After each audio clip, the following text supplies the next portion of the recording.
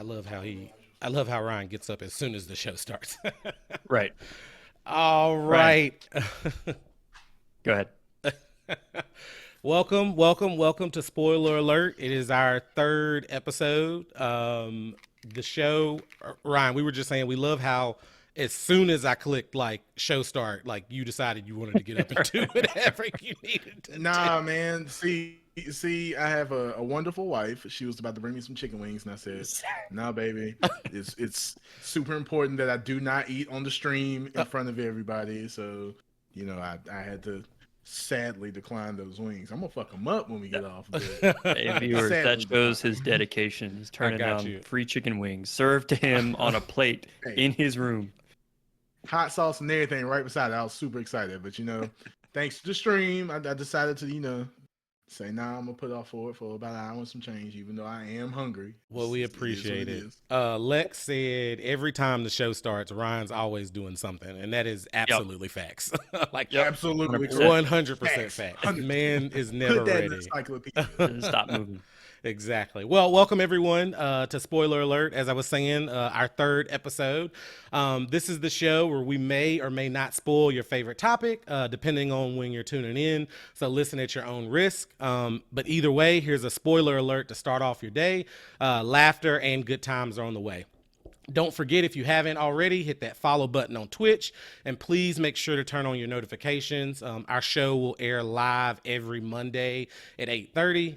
Also follow us on Twitter for all updates on Spoiler Alert, as well as YouTube, and you know that handle is at Spoiler Alert for you. Again, that's at Spoiler Alert, the number 4, the number U. My name is Justin Time, your host, and Spoiler Alert, I actually got it right this time. I said host instead of hoist. That's going to be my spoiler alert for the day. My name is Scante or Nick. It is pronounced Scante, not Scanty. I had a spoiler alert. I came up with it earlier today and I lost it. So if I think of it again, I'll let y'all know. But just happy to be here. It's crazy, man. That's crazy. It's your boy Big Black, the biggest and the blackest. And spoiler alert, I used to be an old Brian O'Connor back in the day. If a lot of y'all didn't know that. Call me Brian L. Black today, you know what I'm saying? So that's what we're going with today. That reference went completely over my head. So Brian Brian O'Connor. O'Connor, Fast and the Furious. Oh, Street race okay. back in I the got day. you. Okay. It's all good, Justin. It's just fine. It's Whatever. cool, man. You have a lot of car topics to talk about today, so I'm super excited to hear about that. So you getting in yeah. your street racer mode. So, how you guys doing today? What's Oh. going on, man? Oh, what's up? Good, man. I was just going to say, speaking of Brian O'Connor and Fast and Furious, trailer for Fast X looked pretty I'm lit. excited. I'm excited. I don't know when they said it's going to come out, but we will definitely be going to see that as a group. We will be bringing you all a comprehensive review of what used to be street racing movies and have now basically turned into Marvel 2.0. But Exactly. it looks like they're trying to bring street racing back a little bit into it. They were like throwing it in. It was a lot of the trailer, so I'm excited. Let's race. Yeah, Emily. 9 was a disappointment. That was the first one where I was really like, all right, like I'm kind of like tired of this. But then I saw the trailer for X and I was like, all right, this looks like it might be good. So I am excited to go see it. So good stuff. Let me tell you boys what happened to me over the weekend. It was the weirdest shit. So I went to Cracker Barrel with my mom. She took me out for my birthday on Sunday. You know, Cracker Barrel is one of my favorite restaurants. Cracker so- Barrel's delicious. I know it's fantastic, and we're sitting there, and so like we're sitting at the table. I'm sitting across from her. I'm like eating my food, and all of a sudden I like look up, and this like probably like 140-year-old man, like that's how old this guy looked. I mean, he was like decrepit. Like we lock eyes for a second. And my man gets up and starts like shuffling his way over to our table. And I'm like, everything's running through my mind at this point. I'm like, what the fuck is he coming over here to say, do? And he literally comes over to me and my mom. And he's like, the shortest man in the world got robbed the other day. And people were trying to figure out why someone would stoop that low.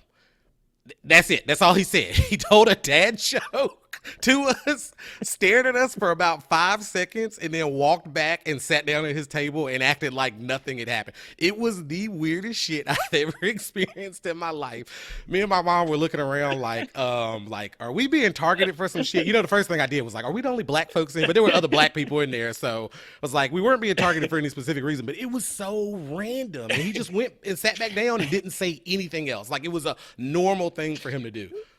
It was super. What did you I- laugh, chuckle, do something? Yeah. Like, I mean, damn, yeah. I would have went back too. Like, You know, like that uncomfortable laugh you give in situations like you don't really know what to say, and it's just like that's the kind of laugh that I gave. And apparently that was enough for him to feel like he had accomplished the task that he was trying to accomplish, and he went back to his seat. And the weirder thing was he was with like 2 other people, didn't bat an eye. They didn't turn around, look and see where he was going. It was almost like this was a normal occurrence for him. Like, oh They're yeah, just like, there goes Harold. exactly. Grandpop just going to tell his Harold usual is- dad joke. Like it was really, really strange. Was he white or black? He was white. He was white. come on, dude. He was like Look, really. dude, if he's that old, he's white. All I'm gonna say is you better be glad that's all he said, dude. Honestly, you're right. You're right. Exactly. Big facts. Right. We were at Cracker Barrel too. You know what they like to say about Yeah, that place. exactly. So it was the perfect environment for it. All like for the context of the audience, we give a little bit of an outline for what we're going to talk about prior to the show. We all add to it throughout the week, and all Justin had here is just said weird situation at Cracker Barrel this week. That's all it said. So I've been looking I didn't want forward to give anything away. You know what I'm saying? For I wanted you days. guys to be What's surprised. going So, but the food was but bussing he's though. right. The food was bussing. So. All right, cool. Well, let's go ahead and get into the show. We want to start off with our usual segment, spoiled news. So I will kick it off. First things first, I did see that a new Dragon Ball Z game is coming out. They did announce Budokai Tenkaichi 4. People have been waiting on this. I think the last Tenkaichi came out like 15 years ago, and people have been begging for another one of these games. They've released 5 or 6 games that weren't Tenkaichi, and now this one's coming. Me personally, I'm a regular Budokai fan myself. I wasn't a big fan of the Tenkaichi series, but I am interested to see what this one turns out to be. So very early stages of development. We literally don't know anything about the game other than the fact that it was announced. And then the only other thing that I had, they released some gameplay footage for the remake of Resident Evil 4. I am super excited for this game. I cannot Yes. wait for it to come out at the end of this month. It looks awesome. It looks like they're going to be doing some really, really unique and crazy things. And, you know, this game like defined like survival horror for a time. And it's honestly considered one of the best survival horror games of its time. So really, really excited for the remake of this game for sure. I did see some clips. It looks fire. It does. For sure. So for those of us who aren't Dragon Ball Z fans, explain what Tenkaichi and all these other words are. These different like iterations, seasons, like what timelines? What does that mean? It's just the name of the game. That's just what it's called. Like there's different Trash. series. Okay. Yeah, so Or there's you were like, saying like series, like there's been more than one. yeah, so there's like the Yes, Budokai there's been series, more than right? one. So you have Dragon Ball Z, Budokai 1, 2, and 3. Then you have Dragon Ball Z, Budokai Tenkaichi 1, 2, and 3, which are like 3 separate games. Then you got like Dragon Ball Xenoverse, Dragon Ball Xenoverse 2. So you have like all these different games where you basically do the same thing in all of them. Like you fight with Dragon Ball Z characters. Right. Is the gist of So it. Budokai was more like your classic arcade, like side scroll left Yes. to right. Tenkaichi incorporated like a lock on system that was like over the shoulder basically, and 3D, I liked basically. it, but it's 3D. Yeah, it was fun. It just wasn't everything. Xenoverse, if I ain't mistaken, was the same, virtually the same thing. And then the most recent one was Fighter Z, which came basically like the old Street Fighter and shit like that. That was like the funnest. We could take it back actually if you ever imported the Dragon Ball Z Final Bout game, or it might have been Dragon Ball Final Bout or whatever. Fun fact: to play it on an American PS1, you had to get like a piece of gum and barely shut your tray. Yeah, man, it was a lot, dog. I never Yeah, heard man. of it. Wait, Are you barely sure that shut was your only tray. You you have that to had do barely that? shut the tray. For some odd reason, so and it might have just been because I had a bootleg copy. Who knows? I think that's what but it my was. It had cousin nothing to do with let it. me. Yeah, well, no, I'm for real. I'm dead serious. There was a way I had to play it, but my cousin literally gave me his copy, and I had to play it exactly like that. Barely shut the tray. You get a piece of gum. You have to barely shut the tray, but it had to be shut just enough. and you played Final Bout. It was I fun, love man. how It was this fun. man said it like everybody had to do this, Yeah, right? he was Like like, he "Oh, was yeah, like, it's oh just yeah, common." like Well, motherfucker, look what he did. I don't know what to say. little known fact, you had to stick a piece of gum in your PS1. Like what? No, Ryan, you were the only person who had to do that, bro. The only Probably person. so, bro. Like, Are you I sure you don't didn't know have what to do tell that you. just to keep the tray closed, like in general? No, I promise you. Like, I All was right. playing Gran Turismo and it was just fine. But Gran promise you, Turismo. man. PS1. Interesting. Well, yeah. Great Well, console. the big thing for me with Tenkaichi was the like controls were overly complex for me. I felt like Budokai, like the regular Budokai, was a lot simpler. But people are excited for this game. I'm excited for it because I do enjoy Dragon Ball Z games. So that's pretty much the gist of it. All right, Nick, what you got for us? We have some fans in the chat. Okay. Despair says Budokai 2 was her exposure Okay. to the series. Budokai 2 was a So, good one. yeah. And Connor, it says, "What's up with them wings? He wants to come pick them up for you while you're streaming." Bro, at this point, I'm gonna tell you right now. When I get done, I'm gonna put them in the air fryer so they'll crisp right back up. In the game, like a chicken wing, big dog. That's how we doing it.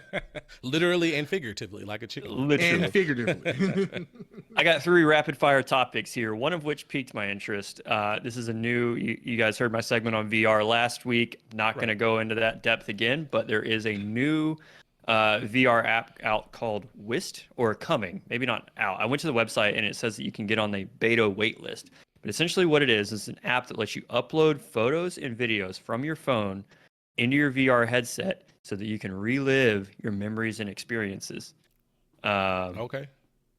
For those of you who have seen Black Mirror, this is very reminiscent of a very early Black Mirror episode. Starts out awesome, turns out not so awesome. But some of the footage looks a little bit, I'll just share it actually here on the screen because it doesn't look promising. I got to be honest. I'm gonna be honest with you. The first thing I thought about when you said that was porn. Like I'm just gonna admit it. Like I was like, the You porn would. ramifications for this You are gonna be endless, right? Yeah, right. I'm not even gonna go there. But yeah, so you can see it's like it's Bro, that shit look it's a horrible. little What the bit fuck- what is weird. it? Yeah, it looks I terrible. don't know. It's Not bad, great. man. I don't want it. I probably won't be bringing y'all a live review of this. Just so you know. I mean, it is the beta. I'll give them opportunity, and it seems like this may be the first iteration of this type of technology. So maybe it'll get better with time. But yeah, based off of this, not super interested. So Look at that. My personal looks like favorite an was alpha, the bro. Like, ultrasound where that's a baby. what the fuck else? What the fuck else would be on that screen? oh, What are the man. little horrible. egg layers from Alien? No.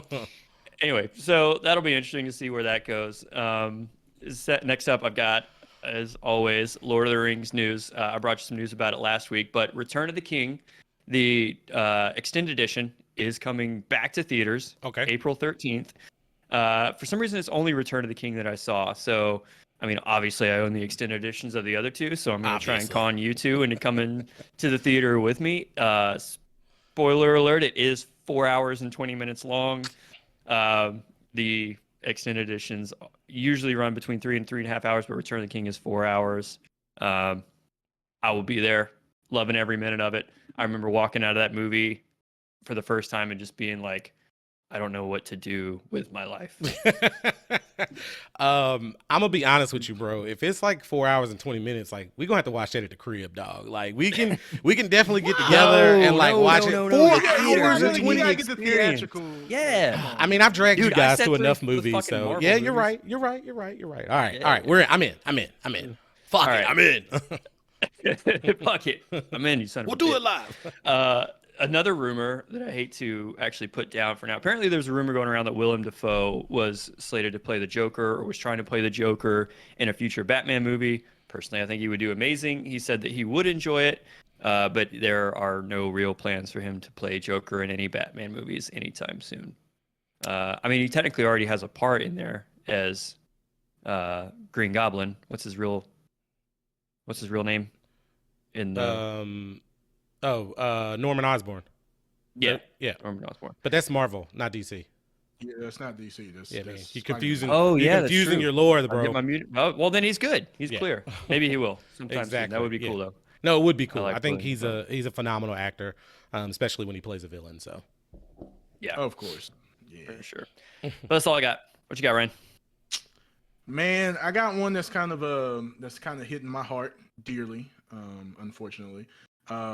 So y'all know I'm into cars. I do cars and coffee a lot and branching out to do other car shows and stuff like that. Unfortunately, a lot of cars and coffee events around North Carolina, I'm not even gonna say Charlotte anymore. They're starting to postpone events and shut down events now.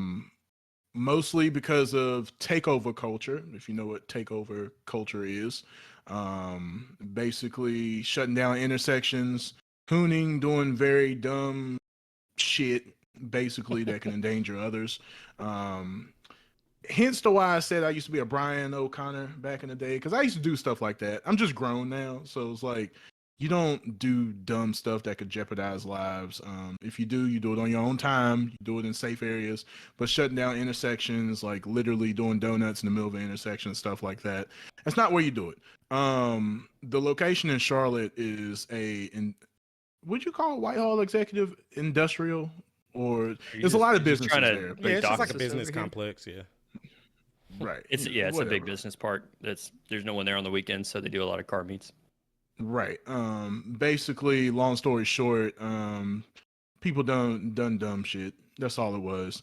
Making cars backfire, doing donuts, doing burnouts, and everybody was like, we don't want to lose the location because that's like the best location we've ever had. So nobody wants to lose it, so they're going to postpone it for a month. The good news is there's a car event that I wanted to film, and they're actually doing a caravan down there. So I don't know how that's going to turn out. It's kind of weird because like caravan is basically a long ass line going to an event. So like there's gonna be a bunch of cars going to the Grit Life event that I'm going to. I don't know how that's gonna turn out. Because I mean, think about it. You're gonna invite those same people that were doing the dumb shit in the parking lots. So now you're gonna have like people thinking they're Brian O'Connor and Dominic Toretto doing 150 in their clapped out shit boxes and, Yeah. you know, family my ass. Like somebody's gonna have an accident. So like if you have like the turnout that typically is at a Cars and Coffee, it's asking for trouble. But whatever. And the reason why I said North Carolina is because I heard the Durham location, if I'm not mistaken, is going to postpone their next. I'm thinking it's like, come on, man. Because I was actually going to go to the Durham location Saturday, but I didn't wake up in time. By the time I would have got there, it would have ended. But apparently, it's happening everywhere else in North Carolina as well. So here we go. Well, I know it's been on the news. Yeah, that's unfortunate. I was looking forward to going to the next one. I've never been to one. I imagine when like the Fast and Furious movies come out, they probably should not do them for like 2 or 3 months anyways, because You would that's think, just, right? yeah, that's just people Yeah. are probably gonna be like definitely like in the zone, trying to do crazy stuff. But well, hopefully, you get to one soon. I know you got some cool stuff to share with us about cars later on, so looking forward to that. Oh yeah. All right, that is our spoiled news section for the day. Thank you, fellas. Let's take a look at the chat, see what we got popping in there. Nick, what's going on in the chat? Not a ton on these particular topics. Despair and Lex are talking back and forth about filters and overlays on TikTok, and E. Connor says the original Budokai was the best. I lost it once they allowed you to start flying around the map and searching for Dragon Balls. I have no idea what that means. Yeah, I'm not gonna get into it. I know what you're talking about. All right, fair enough. And then we had some dude hop in and try to promote your channel. Oh, all right. By selling you a bunch of followers. So Oh, not a whole lot right okay. now. Thank you, sir. I appreciate it. Somebody go ahead. I'm sure Lex nipped it in the bud. There We're we good. go. There we go. That's the homie right there. Appreciate you, Lex. Hey, shout out Lex. Lex out Lex. on top of it, bro. She did. Sure does. All right. So let's get into it then. So first topic we want to talk about. Me and the fellas went to see Creed 3 last week, man. So just as a heads up for everybody in the stream, based off of some feedback from you all in terms of how we do our show, so we're going to do this a little differently. We are not going to give a spoiled movie review first. We are going to take an attempt at doing an unspoiled movie review. So that way, if you haven't seen it yet, we're not going to be ruining anything. We're not going to be ruining anything for you. Now, once we get done with the unspoiled movie review, I will put the spoiler alert up there. We may talk about some things very quickly that may be spoilers, may not, but we will definitely give you a heads up on that. So just wanted to let everyone know so you're aware. You don't have to mute right now because we're going to give the unspoiled review first and foremost. So we're going to break this down into different sections. First thing we're going to talk about is plot, and I'm going to give my grade for the plot. So I give it an A-. I think one of the most interesting things is this was Michael B. Jordan's first movie that he actually directed himself, and I think it was a pretty good one. It had all the necessary plot points for what you really come to expect from a Rocky/Creed movie. Of course, we have the hero who you're rooting for the entire time. I don't understand how after 6 Rocky movies and 2 Creed movies, the hero is somehow still the underdog, but you know, that's neither here nor there. Somehow they kind of figure out a way for them to be the person that is the underdog in the movie. Got lazy, dog. He got laid back in his Yeah, lifestyle. what do you expect? I didn't know. Like, I mean, he didn't have nothing else to prove, so you know. Right. The good news is he didn't sit on the couch and get like fat or nothing. Like he No, we did on not. the gym. Like, you know, Yeah, so. yeah, you're right about that. You're right about that. Of course, you have the villain, who somehow they always really find a way for them to strike a perfect balance between being likable and hateable. And yes, hateable is a word. I actually looked that up in the dictionary. Thank you very much. Or Googled it, I should say. Obviously, I don't have a dictionary. So yeah, and then of course, you have the training montage. You can't have a Rocky or Creed movie without that. I did do some research, and actually, I did not realize this, but the original Rocky movie, I think it came out in 1972. They actually credit that movie with really popularizing the training montage, and then basically every movie since then that's had that kind of took their cues from the original Rocky movie. And every single Rocky movie and Creed movie has had a training montage. So, of course, I think all 3 of those kind of elements put together, it's really why I give the plot grade kind of an A- there. Ryan, Nick, thoughts from you on the plot? I'll agree with you. Honestly, I give it an A. But I mean, you binged, if I ain't mistaken, you watched both of the Creeds, Creed 1 and 2, before we went obviously to go see Correct. Creed 3. So you had plenty of time to refresh and like catch all that stuff. I never finished all the Rocky movies. So like that's a fact I didn't know. I didn't realize they were doing a training montage in just about every Rocky movie as well. So I think I only got to like 3. I don't know. It's kind of hard looking at those old ass movies now. So that's how that works. I understand. I understand. It's a golden era. So I hadn't seen any of the other 2 Creed movies. So I was a little bit apprehensive going into this about, if I was gonna be able to keep up, understand some of the references and stuff. Luckily, Justin was able to just be like, oh, that's this person, that's this person. Turns out everybody was just somebody else's son from the older movies. Like, Justin was just like, yeah, that's his son. And then like his dad like kicked his dad's ass, and then his dad like trained his dad. And I was just like, so this is just everybody's kids. And he's like, yeah, all right, cool. But no, I thought it was great. I agree with what you said. The balance on the villain, Jonathan Majors, absolutely crushed it. Like his mannerisms, like the way that he talked, and then like, at the end, it's just like such a dude moment. Well, I won't give away the end because we're still in the safe review part. But having not seen Creed 1 or 2, I was very stoked on it. The training montage was lit. I came out of that ready to just run through a fucking brick wall, dude. I was so amped up coming out of that theater, bro. I was ready to just take on the world. If we would have told Nick, like, let's go to the gym, like, right after the movie, he would have been down. I was there. I was fucking there, dude. Give me some gloves. For sure. I'll get my ass kicked. I'll get in the ring, get my ass kicked. Let's go. Let's go. No, you won't. We had that discussion. You get hit in the face once. It's like, you know what? It's this a ain't wrap. for me, big dog. I gotta go. I'm good. It's a wrap. I'm not All that right. guy, pal. All right, so it sounds like we're all in agreement on plot. Next, we will move over to acting. So I give the acting an A overall. You got Michael B. Jordan, you got Tessa Thompson, you got Jonathan Majors, right? I don't think I need to say more. I'm a huge fan of Michael B. Jordan, a huge fan of Jonathan Majors, and also a huge fan of Tessa Thompson. I think she's done a great job in a lot of the stuff that she's been in as well. Them 3 together definitely carry the movie. And there are a lot of scenes and interactions between those 3. No spoiler here, because it was clearly evident from the trailers as well as interviews before they released the movie. But noticeably absent from this movie was Sylvester Stallone. This was the first one he actually wasn't in, but I don't think that impacted the movie overall.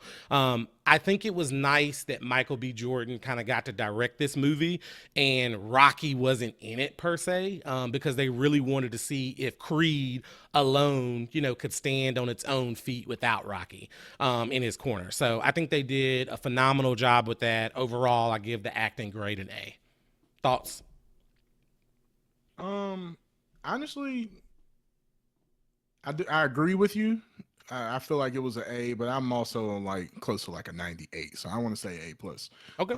And I'll be honest with you. The reason why I say is because like one of the things that I look for in acting is there a cringe moment? I don't know if anybody else do it, but like, is there like a cringe moment to where it's like, that didn't float itself or that didn't come out right? Like, why they even put that in the movie? I didn't have a moment during the movie where I just cringed. You know what I'm saying? Like, I felt like it was a very, very good acting, and obviously you got three heavy hitters, like you said, Tessa Thompson, Michael B. Jordan, Jonathan Majors. Like, you have heavy hitters all together, and when they can carry a movie without even like supporting cast, but then your supporting cast is actually like acting well, like you can't do anything wrong. So I felt like it was like a 98. I would have gave it a plus.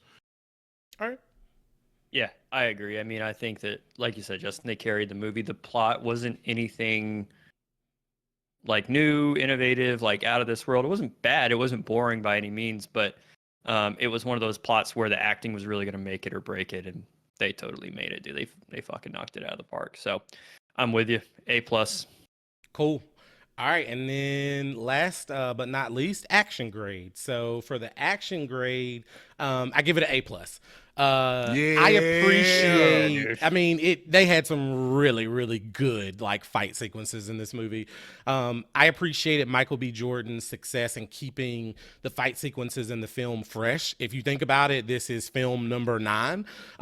So someone might say, well, how much like boxing in a ring can you do before it all feels the same? I think they did a really, really good job with this one. No spoilers here, but to anyone who hasn't seen the movie yet, they put a very, very unique but totally awesome and cool spin on the last fight sequence that you're not really expecting. And it was really, really well done. Yeah. So overall, I give it, or for the action grade, I give it an A plus. 100% agree. A plus. That the whole movie had you on your seat, like on the edge of your seat, every single time a fight scene came up. It was Facts. like even the small, simpler one. We could save that for the spoiler part, but the simple one, it literally had you laughing because it's like you won't do that shit again in your life. But still, it's like it's like even that was enough for me. You know what I'm saying? But every single fight scene, trust me, 110%, you're gonna be on the edge of your seat. You're gonna love it. So I'm gonna go a little bit away from the herd here. I'm gonna give it an A. Okay. Only because there was no moment, and this might be a slight spoiler. This might be a minor spoiler. There was never a moment where you really thought, "Oh shit, he might go down." Like, Okay. you know what I mean? I feel like that's a staple of a lot of just fighting movies in general, like not even Rocky, but just boxing movies. There's always that moment where you think like, "Oh shit, like he's about to lose. He's about to," and they didn't really have that here, and I kept waiting for it, and it didn't happen. But that's more nitpicky on my part. Like, the boxing was incredible, like you said, Justin. The twist they put on that final scene was fucking awesome. It worked so well. It was a little bit risky. It could have gone wrong. Absolutely did not. Something that I noticed, and I pointed this out to Justin in the movie as well, was the sound. It's not something I typically notice in a movie, but the sound engineering and the way that they had it with the thuds and they're huffing and puffing and grunting and everything. It was good. It was really, really good. I was fully immersed. I was into it. If I wasn't in a nice reclining seat, I would have been leaning forward. So yeah, the action was absolutely incredible. And Hey, you know what? I'm sorry. Go ahead. no, Nick. you're good. I'm sorry. I was just gonna say, somebody told me the other day that he got his inspiration from a lot of anime. Oh yeah. And I looking back, I was like, that makes so much sense. I can see it now with like the close-up shots on their face and some of the other stuff they did. It was like there were definitely anime elements in there, and it worked. Yeah, Michael B. Jordan's a huge anime fan, and there's literally an article in EW News where they're talking about the anime references. There's one scene in particular where it's straight out of Dragon Ball Z, and like he admits he got it like almost frame for frame from Dragon Ball Z. So it's pretty intense, but it's pretty fucking awesome, honestly. So Yeah. cool. So overall grade, we've talked about the plot, we've talked about the acting, we've talked about the action sequences. So what do we give it overall? My overall grade, not looking for the A+ here. Looking for the A. I think overall one of the most solid movies that's come out this year so far. It's awesome, and I think anybody who's a fan of boxing or not even a fan of boxing, if you're just a fan of a good raw dog action movie, you're gonna enjoy this. So what are you guys' overall grade? I'm gonna give it an A+. Okay. I'm gonna stick with my A+. I mean, it's a wholesome movie, man. Like, you got parts in that movie that are like tear jerkers. You got parts in that movie that's like funny, even though it's like a serious movie. It's still kind of like funny how things turned out, like looking at it from like a family perspective. But then you got the action, and you got a good story. Like, I mean, if you sit down and you think about the story as well, like it's a good story. Yep. Like, I feel like it's a solid story and it can stand on its own. So I give it an A+. All right, Nick. I'm gonna go with the A. Okay. I mean, I reserved the A+ for only a small handful of movies, but this was definitely a good movie. Definitely go see it. I would say go see it in theaters, just for the sound, for the scene, the way that it was shot. It was shot for IMAX, it was shot with like the special cameras or whatever it is that you were telling me about, Justin. So like, worth going to see in a theater for sure. Yeah, 100% agree. So how does, our overall movie review stack up? Well, currently Creed 3 is sitting at an 87% fresh score on Rotten Tomatoes based off critic reviews, and it's sitting at an outstanding 96% audience score. And I checked that today.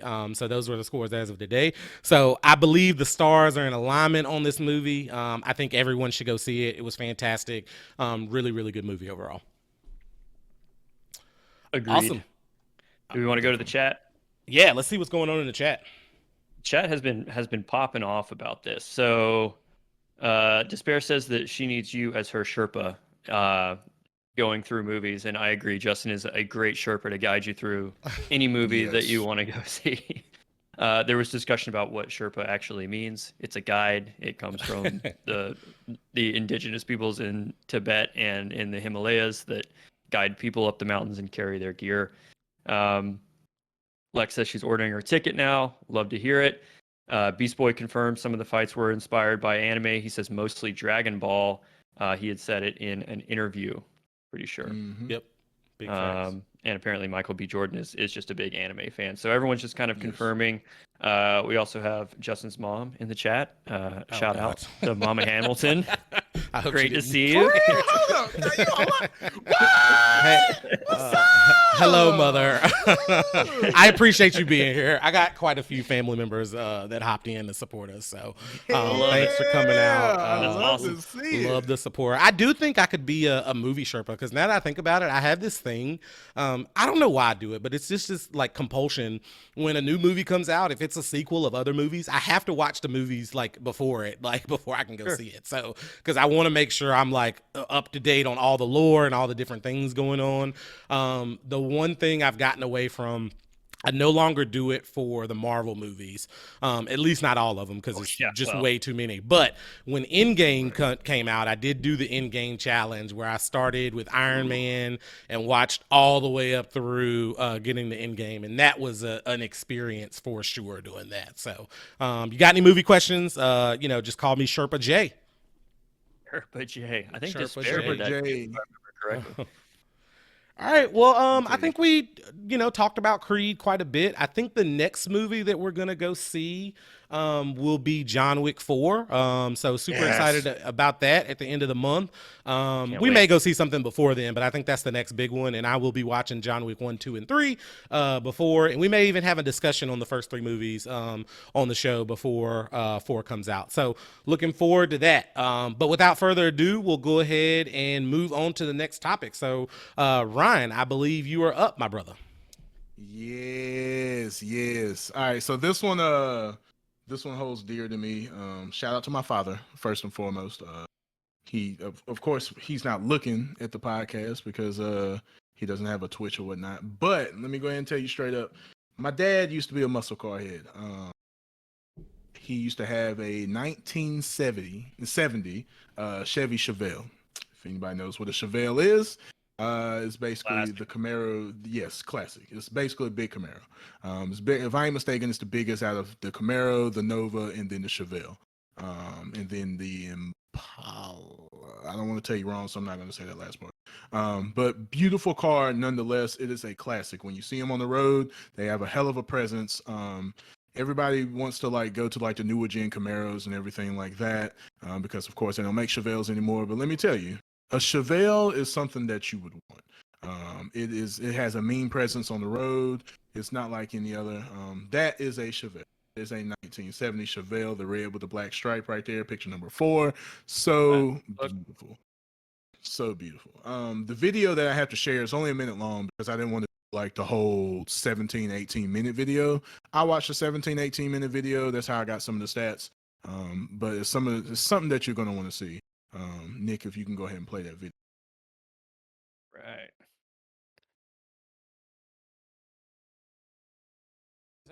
Worldwide's tribute How's that volume? to the It's a little low for me. Chevelle. We call it the 70 SS.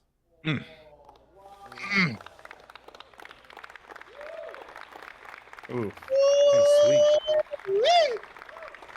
When you try to replicate an old car on a new platform, Damn, it that is motherfucker difficult. slick, because boy. you're dealing with different dimensions, different geometry, and then you always fight that. Okay, do we make it an interpretation of that because it is new? This one had to be as close to the original as humanly possible. on the Four-seater? All right. platform and have the right proportions. That's how they were. Voila.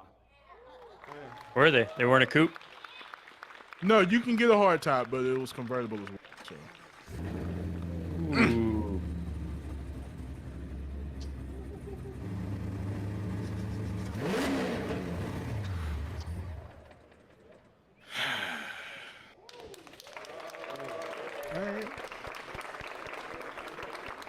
Beautiful, man. So Trans Am Worldwide for a while. They actually started out making Trans Ams. They have the Bandit that they came out with a while ago. Like they do it up. They basically take a Camaro, chop it up. They what they need to make whether it's the Trans Am, whether it's the 70 SS now, things like that. Let me tell you, it's different seeing a modern age muscle car from back in the day, right?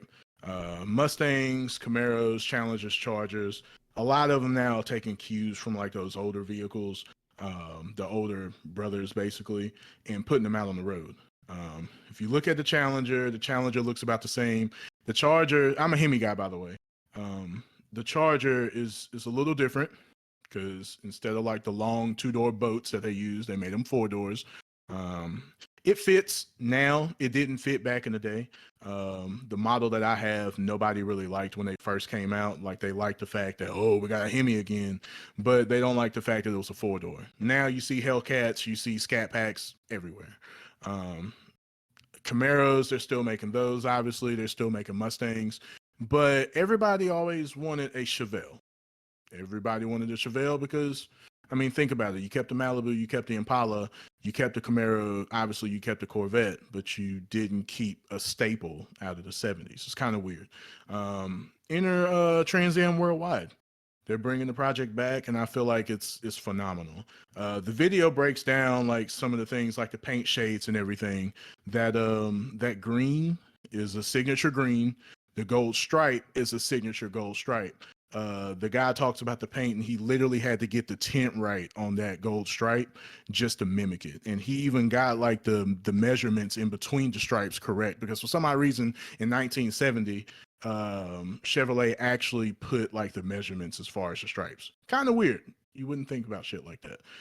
But measurements as far as the stripe was even paid attention. Still keeping the motors about the same. They're keeping the 396. They're keeping that 454. The motor in that 4 supercharged. It's something about it, man. It's something about it that I'm just super giddy about. We'll talk about the motor options first. Like I said, it has the 396. You get the 396 naturally aspirated. You can also do the supercharged version of the 396. When you get to the 454, so that 454 big block, you know what I'm saying? When you put that in there, you can get that naturally aspirated, hitting about 600 horses. You can get it supercharged, hitting 1,000 horses, and you can get it twin turboed, hitting 1,500 horses. Dude, that's Don't like, ask why. Don't ask why. that's like what you're pushing, like top fuel dragster territory at that point. Yes. And it's crazy because one of the things that we're talking about was, of course, when you're hitting numbers like back in the day, if you had 300 was enough on the street. Like 300 and you were a freaking boss on the street. Like back in the 70s, like that was it, you know? Now 300 is just something to laugh at. Like you can get a 300 in the Camry if you wanted to. Like literally. And people wouldn't expect that, you know? So yeah, when you're starting to hit like 4 digits in your horsepower number, it's, oh my God, like that's just something to have, you know? 1,500 horsepower on the street is impossible to handle. I'm telling you right now, you're going to burn through first, you're going to burn through second, you're going to burn through third, still bark fourth, and maybe chirp fifth. But you're probably not even going to touch fifth like planned it because you're going to run out of road. You know what I'm saying? So. Sounded like you were talking about animals there. You were like barking and chirping, and I'm like, all right, I understand first, second, third, fourth. Yeah, I'm sorry. It's all good. Brian L. Black over here. You know what I'm saying? Like, I speak terms a lot of people don't know about. But I have a question. Go ahead. Yeah, go ahead. I was just gonna say, like, because the first thing that comes to my mind is like, how much does it cost? Like, what's the price on it? The Trans Ams, I'm gonna put this into perspective. The Trans Ams are selling for $140,000, and this is so basically you're taking a Camaro, you're chopping it up, you're beefing up the motor a little bit, and you're spending about $140,000.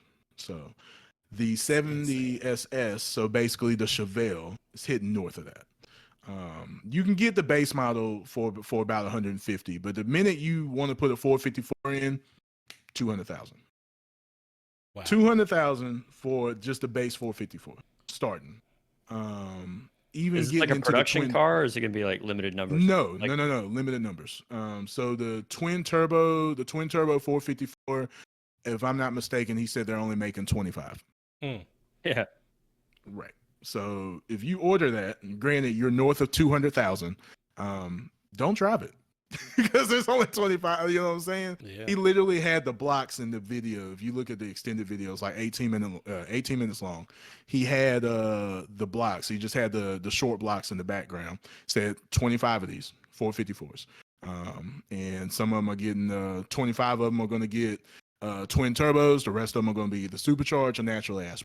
Naturally aspirated means no force induction. So it doesn't have a supercharger, doesn't have a turbocharger. So 25 twin turbos. So well, 25 people.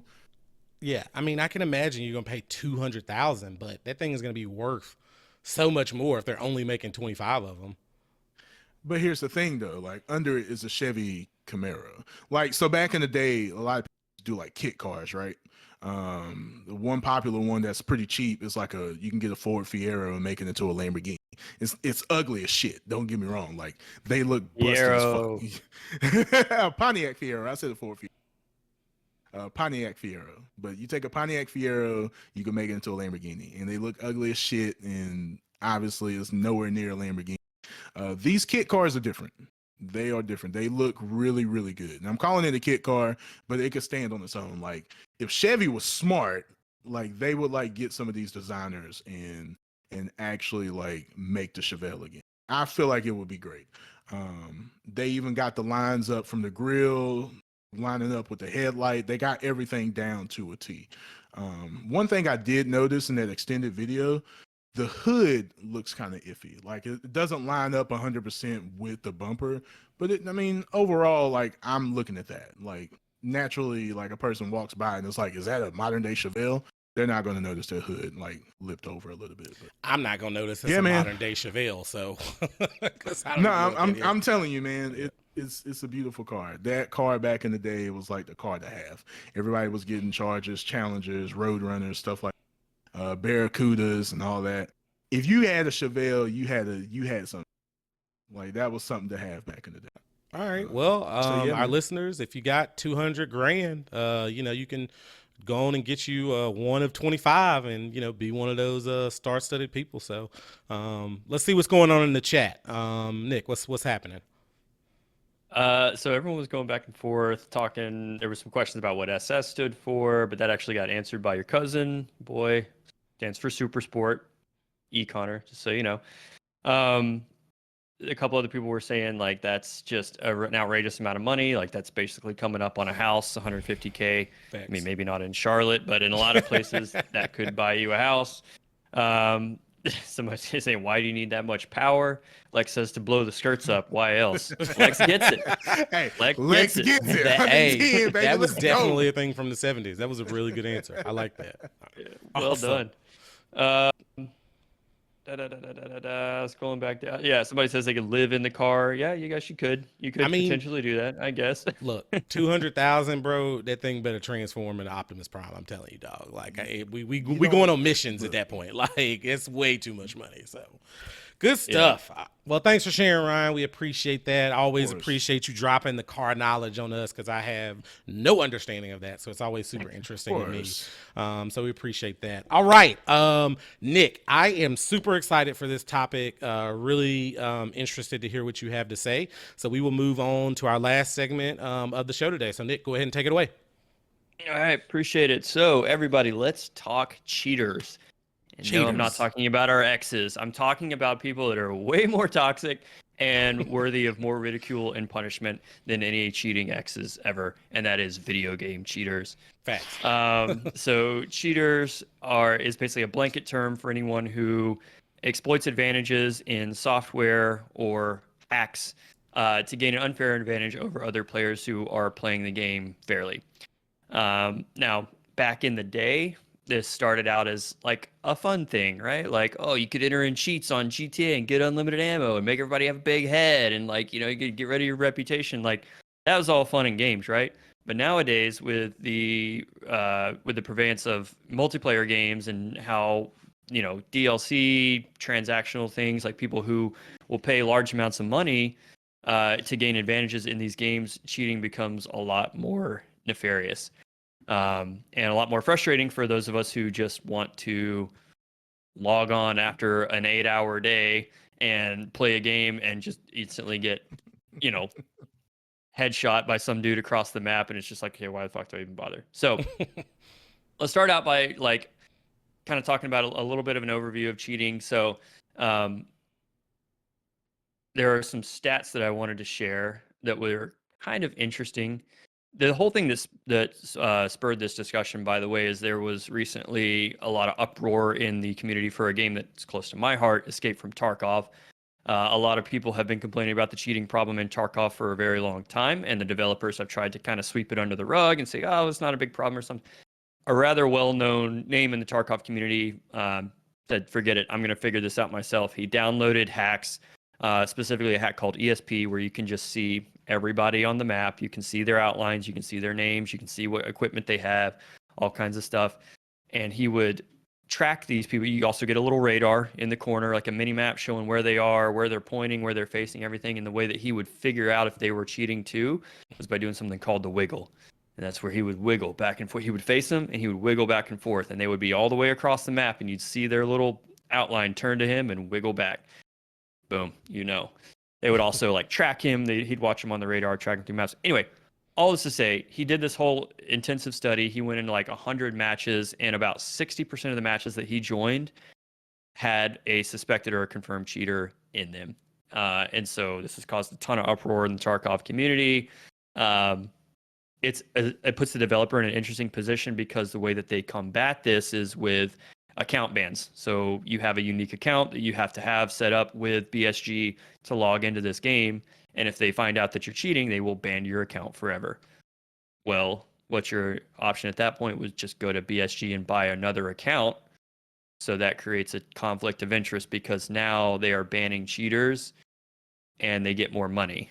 So their motive is not necessarily to stop the cheating or to design their software in a way that prevents cheating, but just by doing these waves of bans and then just putting the game on sale a week later and raking in the money. So interesting stuff going on. I could take a deep dive into that for hours, but some of the more popular types of cheats across all types of multiplayer games is you have aimbot. That's where the computer aims for you. You can have perfect aim at any opponent, instantly headshot people.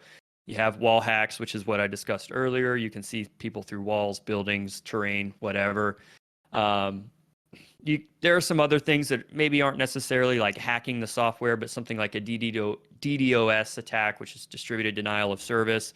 I won't get into the technical details, but it's basically you overload your opponent's internet connection to the point where it crashes and they get kicked out of the game, therefore winning. There's a whole bunch of different kinds, but those are the most common types of cheating.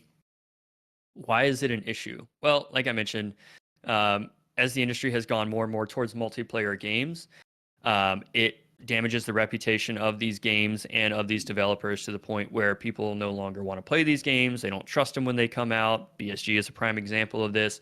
So there's reputational damage when people don't come back and buy these games, when they don't play these games.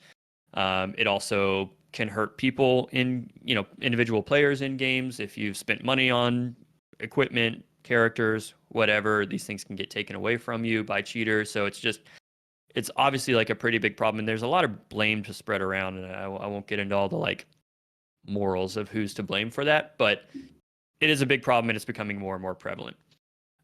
So what is it that is really, well, actually, before I move on, I wanted to touch on some of the most cheated games in the industry right now. So if you were to throw out 2 or 3 games, Justin or Ryan, Call of Duty. or even anybody in chat, what would Literally be? was about to say Okay. Warzone. Call of Duty. Okay, Call of Duty Warzone. Yeah. I'd be interested Tarkov to I hear know what is we have in the chat. Tarkov I know is a big one. So I would imagine that one.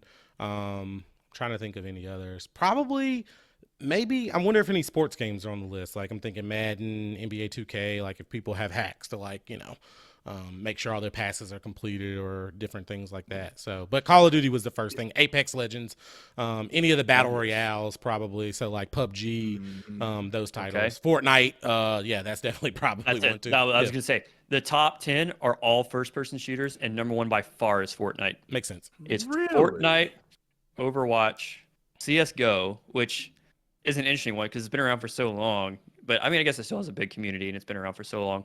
Warzone is 4th, Yeah. Call of Duty Warzone. Destiny 2, Call of Duty Modern Warfare, Valorant, Doom Eternal, which is an interesting one because I didn't think that many people played the multiplayer on Doom Eternal.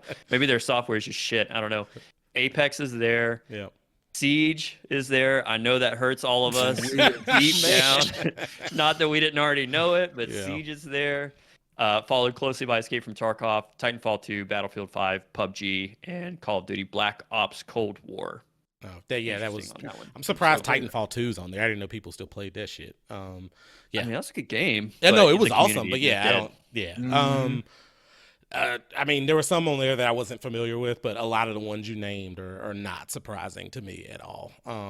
Yeah, I just, for me, conceptually, I don't understand why you would cheat, because it's like it serves no purpose. Yeah, you might win the game, but you cheated. So I don't know. Conceptually, it makes no sense to me, but it is very aggravating. We come across cheaters all the time in all the games that we play. And it's just something that honestly, at this point, we've just kind of gotten used to, and we just, you keep going because the only other option is to just not play the game. But then we would never get to play with each other. So, Right. It's kind of odd just that you say that, Jay, but I get it sometimes. Like in a competitive game, you just want to brag to your friends, hey, my KD is a 10. And it's oh man, you must be a good shot. Nah, motherfucker, I cheat. But it's all good. You know what I'm saying? Well, it's interesting that you bring up the motivation piece because there are games like Escape from Tarkov that can be such a grind, and there are so many people out there that are doing it. So many people that, even if they're playing legitimately, that everyday people like me and you who have full-time jobs don't have the time, and we just are at such a disadvantage that some people do take the mindset of well, if you can't beat them, join them type of thing. I would never cheat at a game. I would never download hacks, but I have talked to you all about I would probably play mouse and keyboard with Siege. We've come across that so much in multiplayer that That's one that I don't necessarily see as like cheating. I don't think it's giving me necessarily an unfair advantage, but at the same time, it's frustrating to go up against. The interesting one is these little like micro economies that develop around these. So in Escape from Tarkov and other looter shooters, we're bringing it back, Sherpas, where you can find these people on Discord, Google, social media, whatever. They will be the ones actually cheating, but they will bring you along with them so that your account is not at risk. They will give you the loot. You pay them real life money or maybe in-game Bitcoin or something. I don't know. And they will Sherpa you through the game. They'll kill everybody. You get all the free loot. They get real money and cool. Like easy for you. I mean, I still agree with what y'all are saying.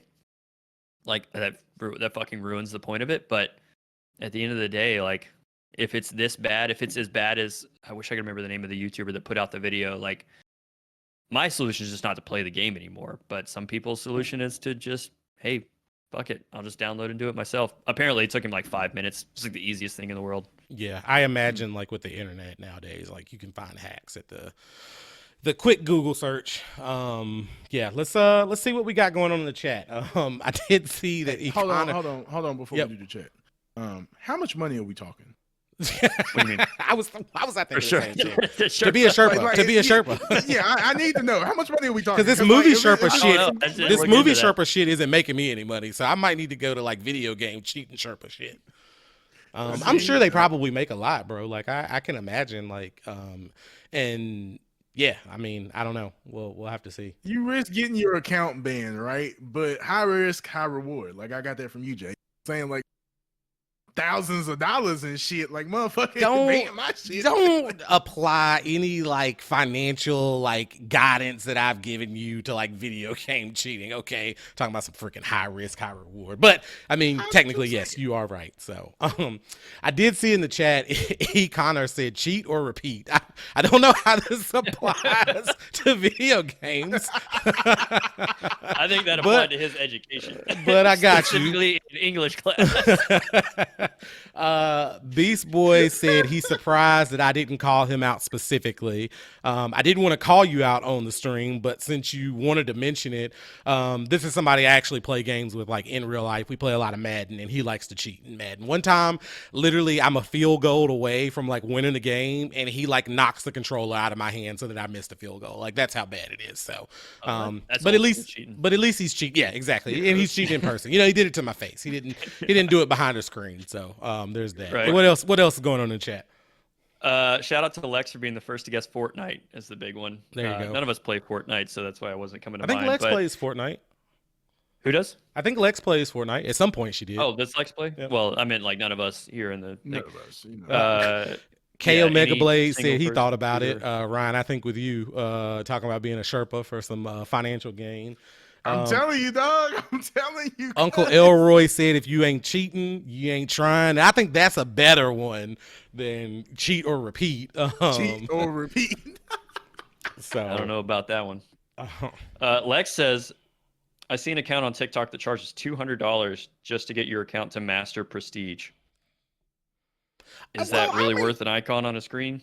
$200 may seem a little low depending on where you are. Cause like, I mean, if you're I'm thinking Apex in terms of Apex. If you're starting at bronze and you want to get all the way to master, like that's a lot of levels to go through for $200. So that seems a little low, but I mean, hey, $200 to play a game that I'm already playing. I mean, I guess so. What is it? Yeah. Platinum, Diamond, Master, and Apex Predator, right? Mm-hmm. Yeah. And well, you forgot bronze, silver, gold.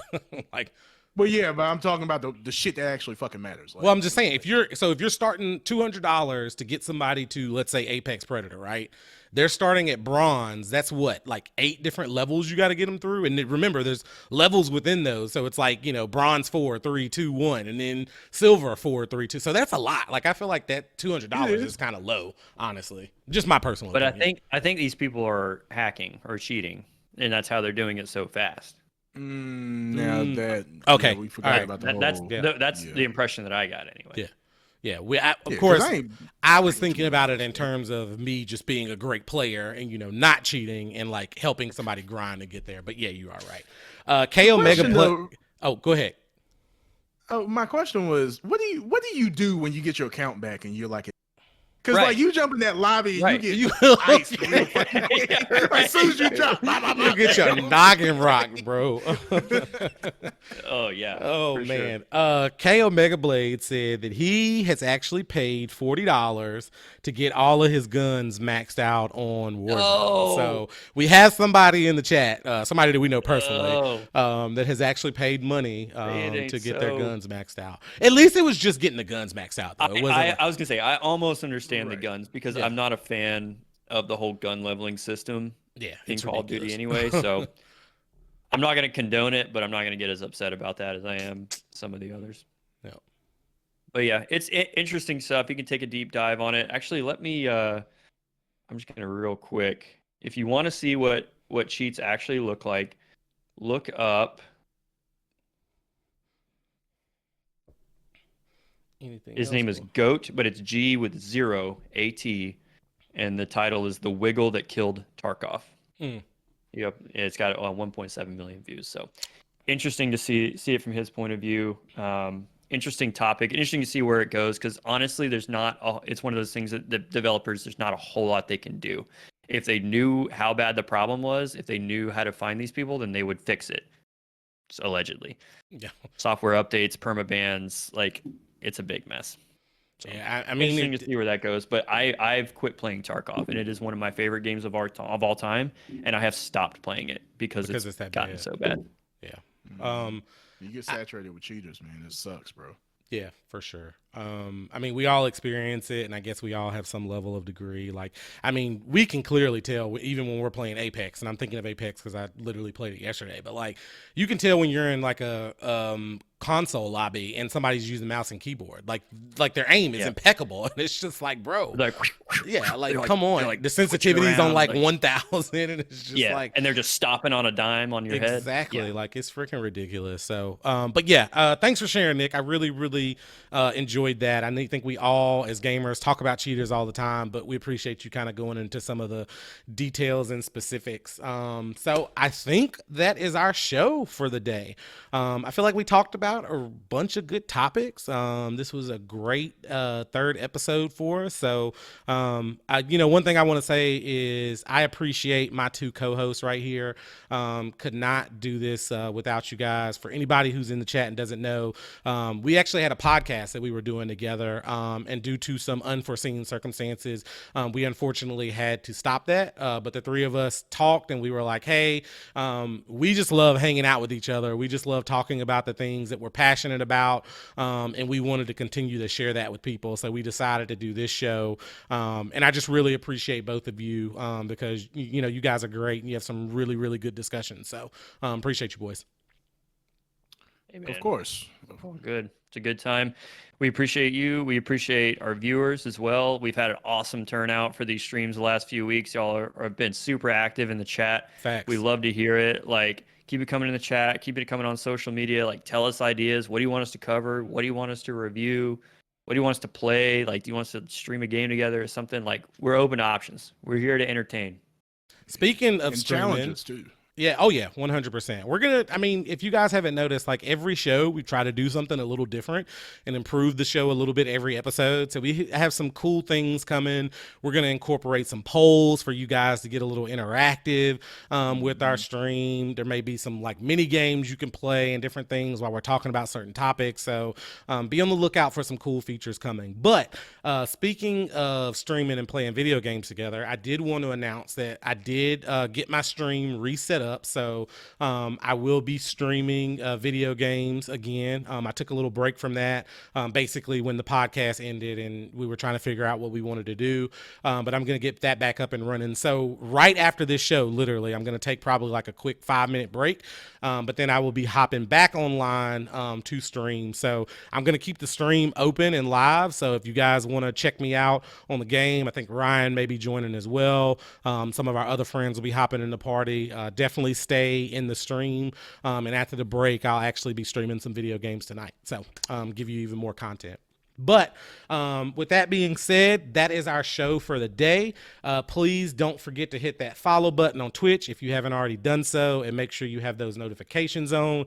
Also, subscribe to our Twitter and YouTube channel for more things on our show. The handle for both of those is at Spoiler Alert for you. And again, that's at Spoiler Alert, the number 4, the letter U. If we spoiled something for you today, sorry, not sorry, because we're just talking about the things we love. And spoiler alert, we do love all of you, and we'll see you next week. Later. Peace out, fellas and ladies.